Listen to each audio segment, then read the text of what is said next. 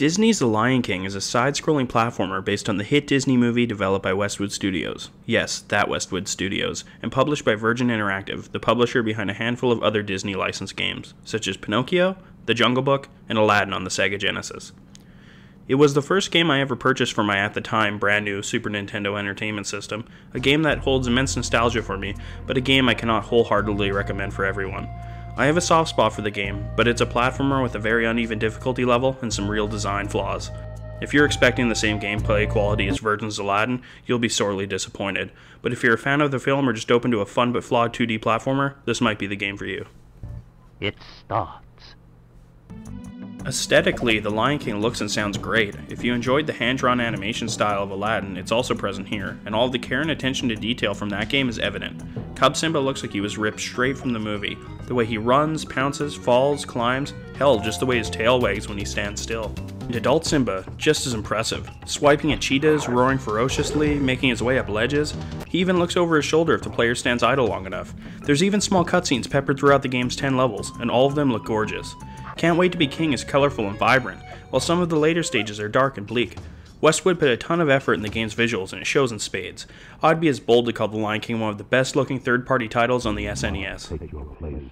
And the music? Par for the course. The Lion King sounds fantastic. It's not often I visit the sound test in a video game, but I found myself listening to the soundtrack long after I completed the game. If you're a fan of the music from the film, it's all here. Every single song from the movie made its way into the game. From Can't Wait to Be King and Be Prepared to Hakuna Matata and Can You Feel the Love Tonight. Every track made the cut, all in 16-bit, and it sounds amazing. Even a handful of compositions from the film are included, and Hans Zimmer's incredible score is well represented here. The sound effects aren't too shabby either. As a cub, Simba's growl is tiny and pathetic, but as an adult, his roar is powerful and threatening. The hyenas growl and grunt, the monkeys chatter, the vultures crow, and there's even an assortment of voice clips from the film. Overall, the game sounds incredible, and while it may not be Super Mario World, Final Fantasy VI, or Donkey Kong Country, the audio is well above average. But all is for nothing if the gameplay is no good, and while the gameplay in The Lion King is decent for a licensed movie-based platformer, it's also nothing to write home about. Young Simba's precise controls work like a dream, making otherwise difficult segments such as this waterfall or the swinging section here actually bearable.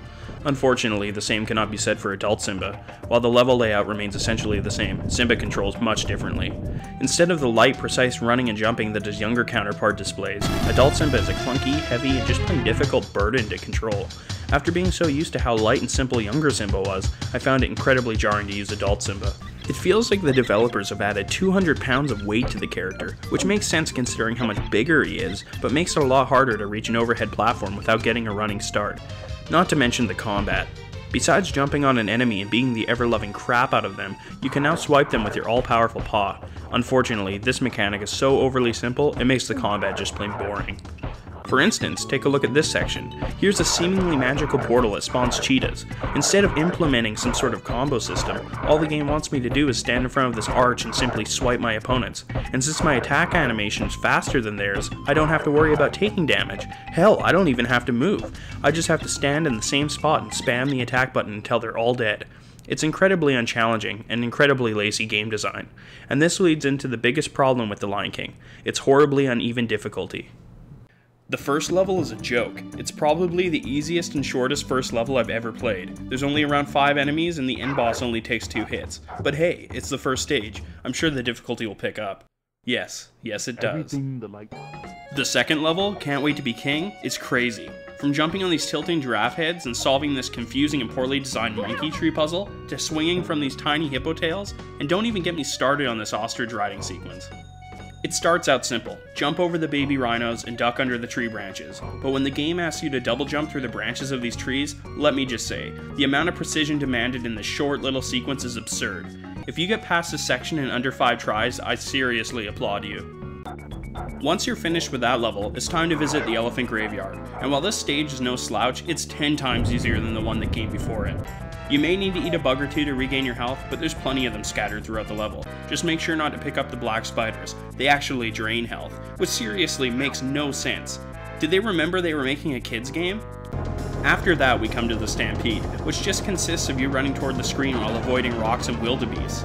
Honestly, this section isn't too hard, and there's not much to say about it other than that it's super short, and if you find yourself dying a few times, keep at it. The level's only about a minute long and you're sure to get past it soon enough. Simba's Exile is a nice medium. It throws a ton of enemies at you, mostly in the form of porcupines, but it mainly focuses on jumping from ledge to ledge, though these swinging sections can get infuriating if you don't make your jump perfect, which means falling to your death.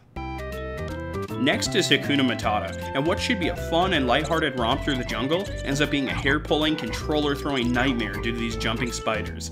They're crazy fast, jump on you from out of nowhere like a bunch of little 8-legged ninjas, and only take a few hits to kill you. Not to mention this godforsaken waterfall section, which takes forever to get up. Not to mention that one badly timed jump, and it's back to the beginning.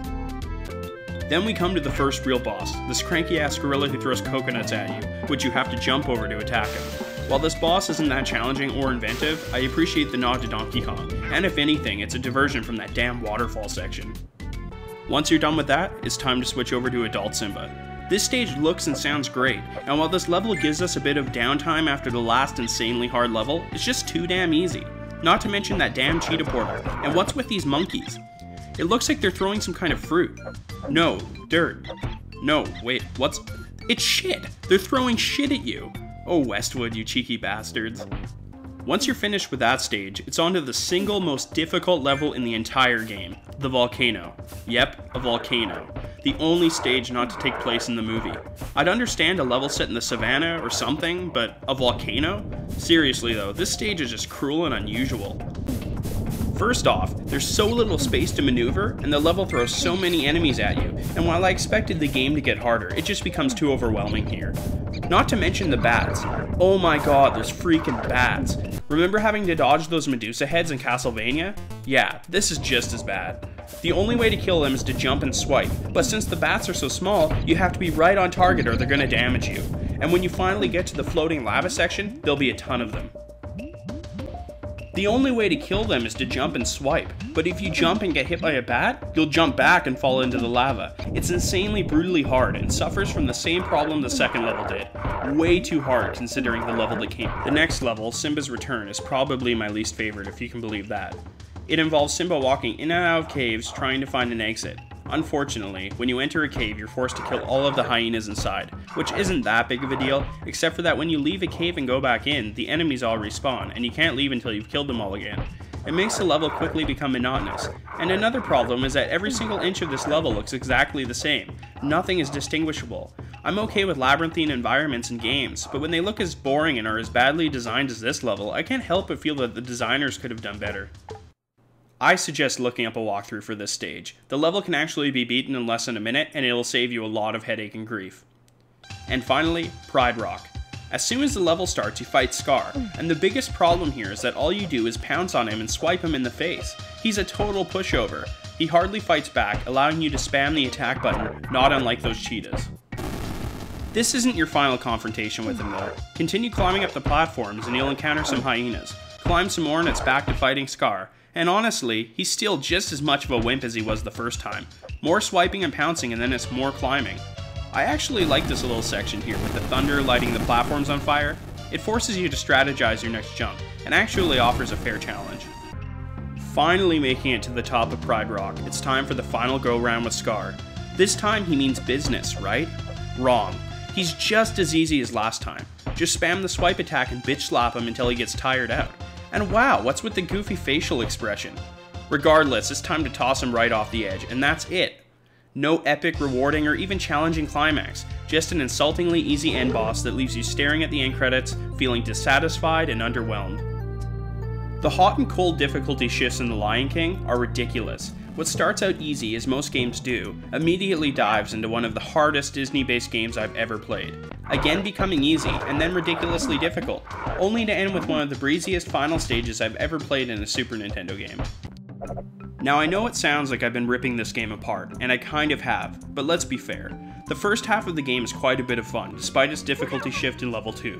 Where the game really shows its faults are in the adult Simba stages, which unfortunately consist of nearly half the game.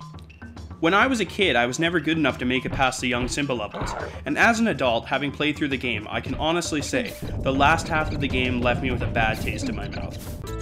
Still, if you're a fan of the movie or just old school Disney platformers, you should at least give The Lion King a try.